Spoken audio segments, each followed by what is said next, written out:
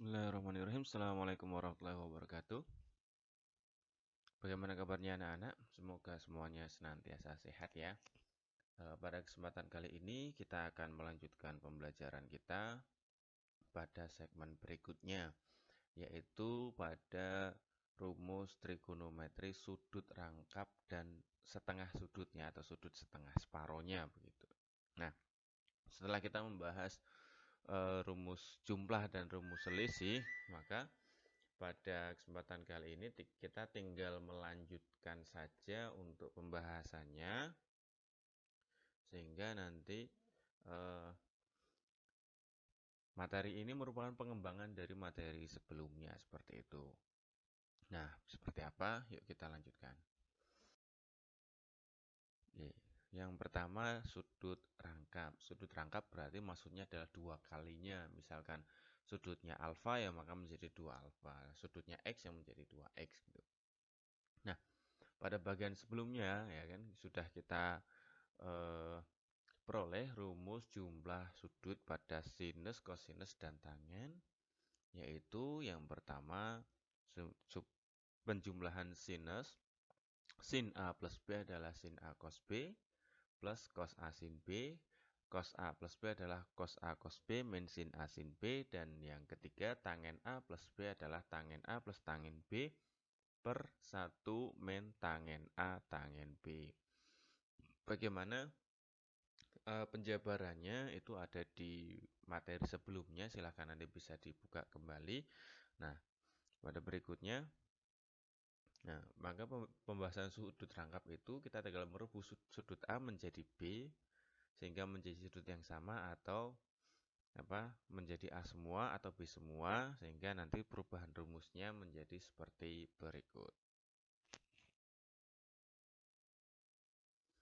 Pada sinus ya, yang tadinya sin A plus B sama dengan sin A cos B plus cos A sin B, itu maka nilai B-nya saya rubah menjadi A sehingga menjadi seperti tampak pada layar ya. Sin A plus A ya sama dengan sin A cos A plus cos A sin A.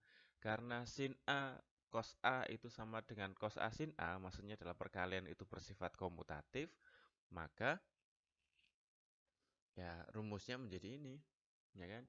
Sin 2A sama dengan 2 kali sin A kali cos A, seperti itu untuk rumusnya. Berikutnya yang cosinus, rumusnya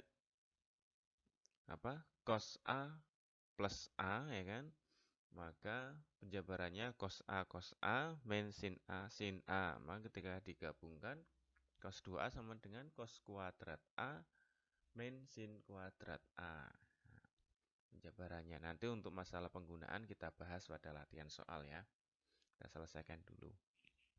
Nah, pada cosinus ya kan, karena ada identitas trigonometri yaitu sin kuadrat A plus cos kuadrat A sama dengan 1, maka kita bisa merubah bentuknya dengan mensubstitusikan nilai cos kuadrat A atau sin kuadrat A sehingga menjadi, nah, pada bagian ini itu saya mensubstitusikan atau mengganti nilai sin A. Ya, jadi kalau dari identitas trigonometrik cos kuadratnya kita pindah ruas maka menjadi 1 min cos kuadrat A. Maka di sini menjadi cos 2A sama dengan 2 cos kuadrat A min 1. Atau kalau yang lain misalkan nilai cosnya yang kita substitusikan maka menjadi 1 min sin kuadrat A. Nah, seperti itu. Terus kita lanjutkan menjadi cos 2A sama dengan 1 min 2 sin kuadrat A. Nah, kita dapat rumus lagi. Berikutnya untuk tangen ya. Nah, ini tinggal kita lanjutkan saja, maka otomatis sangat mudah sekali, yaitu menjadi 2 tangen A per 1 dikurangi tangen kuadrat A. Dapat rumus berikutnya ya.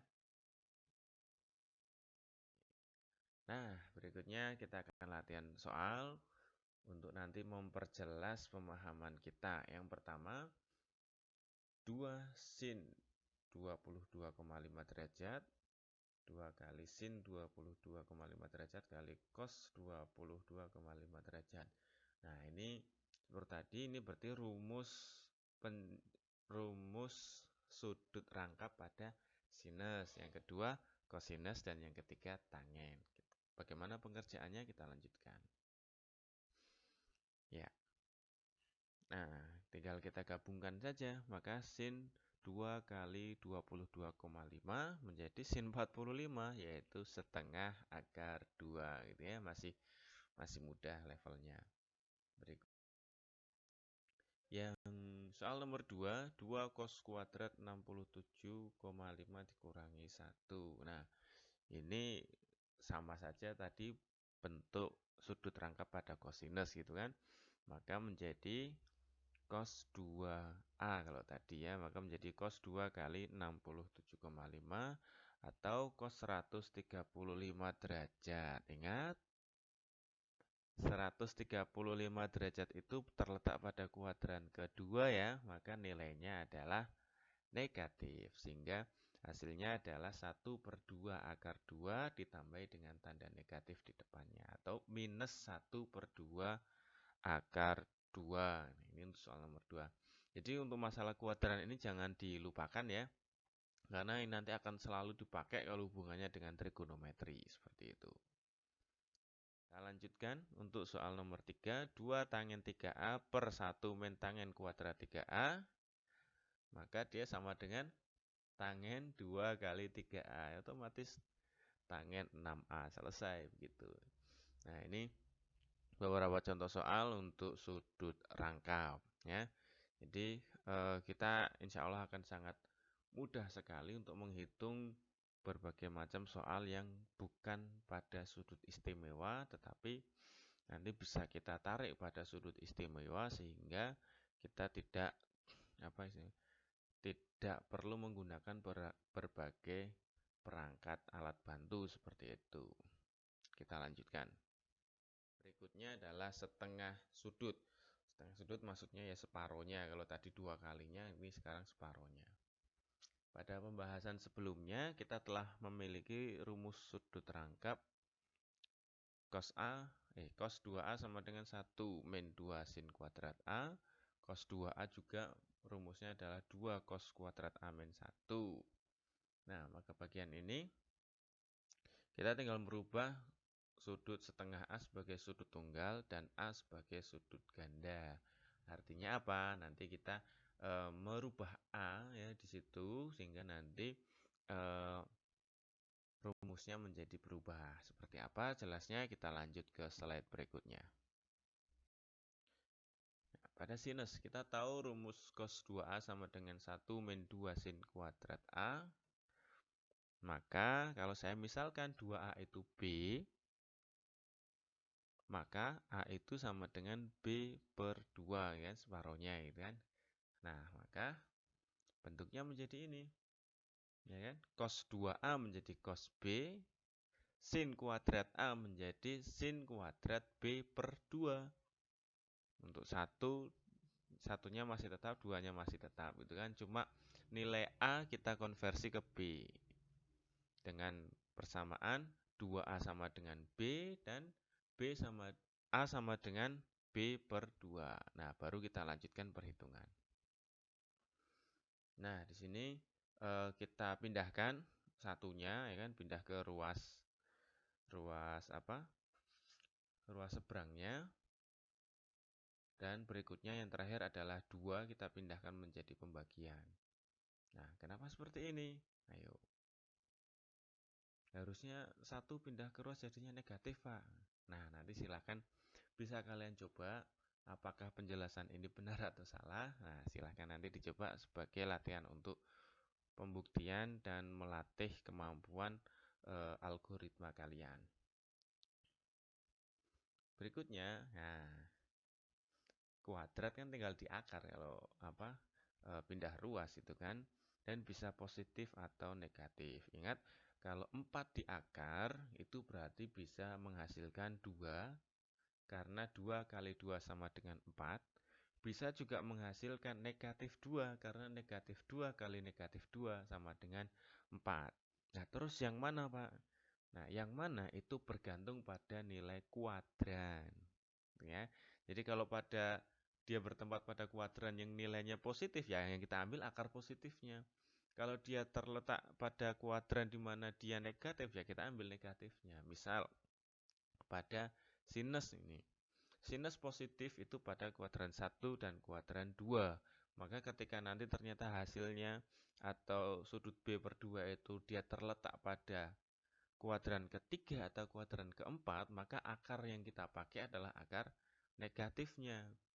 Kalau kuadran 1 atau kuadran 2, maka yang kita pakai akar positifnya. Nah, nanti jelasnya kita pakai di contoh soal. Kita lanjut dulu. Berikutnya cosinus ya. Nah, kita pakai rumus ini cos 2A sama dengan 2 kali cos kuadrat A dikurangi 1. Kita lakukan permisalan yang sama. 2A kita misalkan dengan B dan A otomatis sama dengan B per 2. Maka bentuknya menjadi cos B sama dengan 2 kali cos kuadrat B per 2 min 1. Ini kita pindah yang sama caranya ya. Nah, bisa seperti itu. Nah, min 1-nya pindah ke ruas jadinya positif 1 plus cos B. 2 di sebelah kanan pindah ke kiri jadi pembagian karena di sebelah kanan perkalian. Nah, sudah berikutnya kita akarkan sama seperti tadi ya. Nah, cos B per 2 sama dengan plus minus akar 1 plus cos B per 2. Nah, ini sama, nanti positif sama negatifnya sama. Kalau dia sudutnya itu terletak pada kuadran 1 sama 2 kosinus, maka kuadran 1 positif, kuadran 2 negatif. Kalau terletak di kuadran 3 atau 4, kuadran 3 negatif, kuadran 4 positif. Seperti itu ya. Nah, nanti lebih jelasnya kita pakai pada contoh soal. Berikutnya untuk sudut tangen. Sudut tangen untuk tangen A per 2 separohnya, maka tangen itu adalah sin X per cos X gitu kan, dulu di bagian awal. Maka kalau tangen A per 2 ya itu sama dengan sin A per 2 per cos A per 2. Dimana tadi sin A per 2 dan cos A per 2 kita sudah mendapatkan rumusnya, maka tinggal kita tuliskan saja, yaitu plus minus akar yang pembilangnya adalah 1 min cos A per 2 dengan penyebutnya adalah akar 1 plus cos A per 2. Berikutnya kita gabungkan ya, ini materi matematika peminatan kelas 10 tentang bilangan berpangkat, eksponensial dan logaritma seperti itu. Kalau ada pecahan dengan akar masing-masing, maka akarnya bisa kita gabungkan. Selama dia akarnya sama. Pangkat pun sama, selama pangkatnya itu bernilai sama, maka bisa kita gabungkan. Nah, seperti ini. Terus di situ kita mendapati pembilangnya pecahan, penyebutnya juga pecahan dengan faktor pembagi yang sama, maka bisa kita sederhanakan, ya. Bisa kita sederhanakan sehingga kita coret saja, ya kan? Sehingga hasilnya menjadi plus minus akar 1 min cos A per 1 plus cos A, dan itu menjadi rumus. Nah, plus minusnya masih sama dengan penjelasan sebelumnya, dia bergantung pada letak dari sudut itu pada kuadran berapa, 1, 2, 3, ataupun 4. Kalau tangen yang positif itu berarti terletak pada kuadran 1 dan 3. Untuk kuadran 2 dan 4 dia bernilai negatif, maka yang diambil nanti akar negatifnya. Oke, kita lanjut.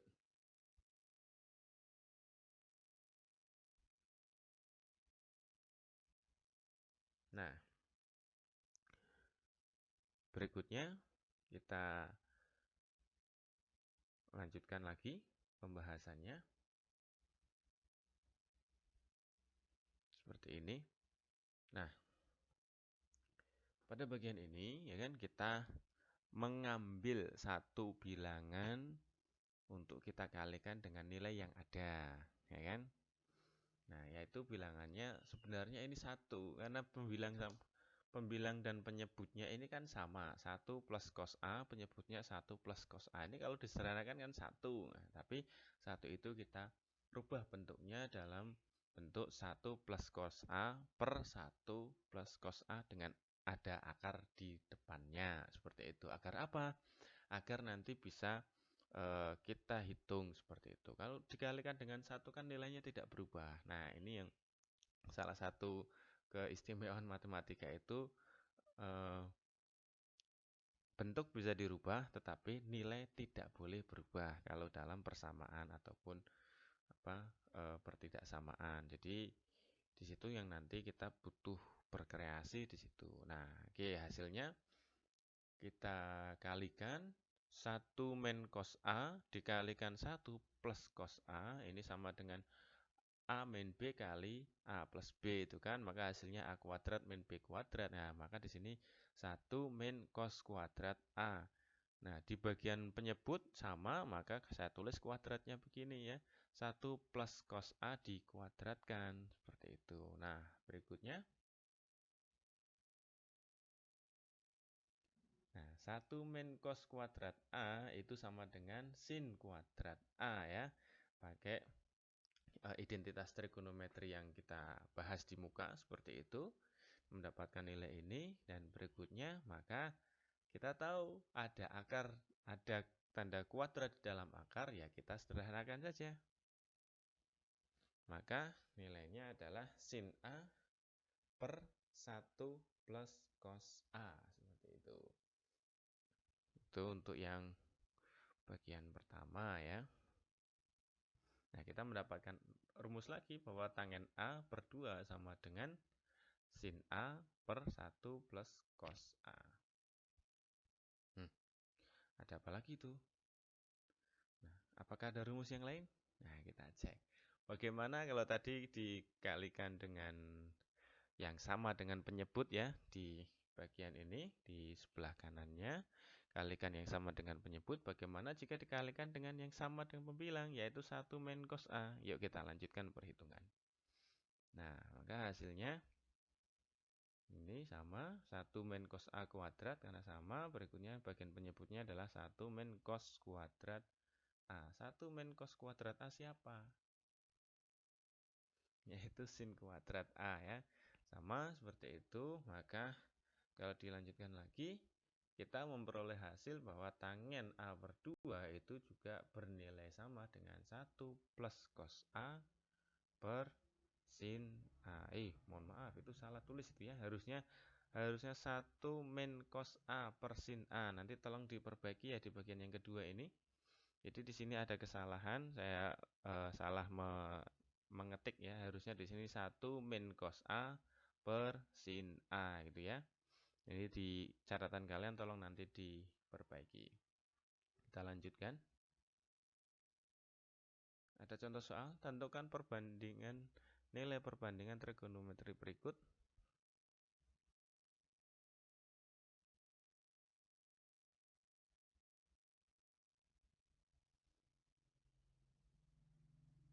Nah, kelihatan kan? Sin setengah gitu kan. Nah, maka di sini kita bawa ke dua kalinya yaitu 45 dan kita mendapatkan nilai 1 min 1 per 2 akar 2 per 2. Dari rumus yang telah ada seperti itu. Nah, kita tahu nilainya yang kita ambil adalah yang positif karena 45 derajat berada pada di kuadran 1 seperti itu. Sehingga kita lanjutkan perhitungan. Kita mendapatkan nilai 1 min setengah akar 2 per 2 itu berubah menjadi 2 min akar 2 per 4. Kok bisa? Ya, kok bisa? Ya, betul sekali. Pada masing-masingnya itu dikalikan dengan 2 per 2 ya. Jadi sama seperti pada slide sebelumnya dikalikan yang tadi akar 1 min cos cos A tadi ya. 1 min cos A per 1 min cos A. Nah, ini sama dikalikan dengan metode yang sama yaitu dikalikan dengan bilangan lain yang sama antara pembilang dengan penyebutnya gitu kan. Kalau pada bagian ini maka diambil 2, maka dikalikan dengan 2/2. 1 kali 2 bagian pembilangnya menjadi 2, setengah akar 2 dikalikan 2 ya menjadi 1 akar 2. Satunya nggak perlu ditulis. Penyebutnya 2 kali 2 ya 4, seperti itu. Berikutnya, nah 1/4 itu ketika dikeluarkan dari akar, maka tadi di akar.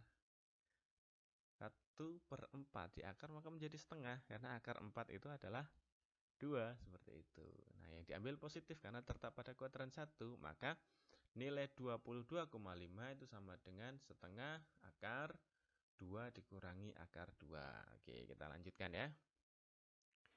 Cos 165, yaitu sama dengan setengah kali cos 330. Ya, penjabarannya, kenapa di situnya diambil negatif? Bukankah 330 di kuadran 4 itu cos bernilai positif?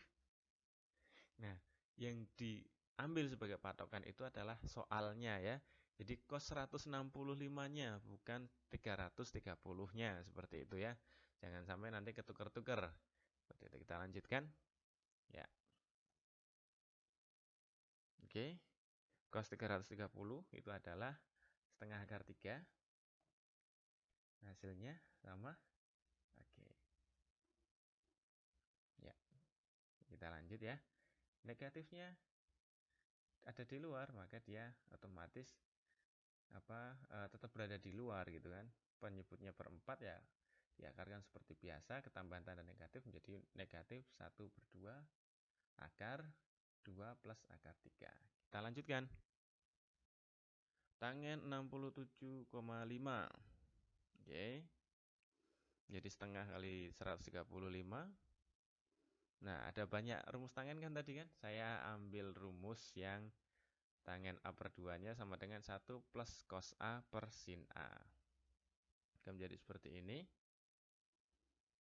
Cos di kuadran 2 itu bernilai negatif, sinus di kuadran 2 bernilai positif, seperti itu. Nah, kita ketemu ini, ketemu akar dan pecahan, maka saya kalikan dengan akar 2 per akar 2. Nah, perhitungannya di sini.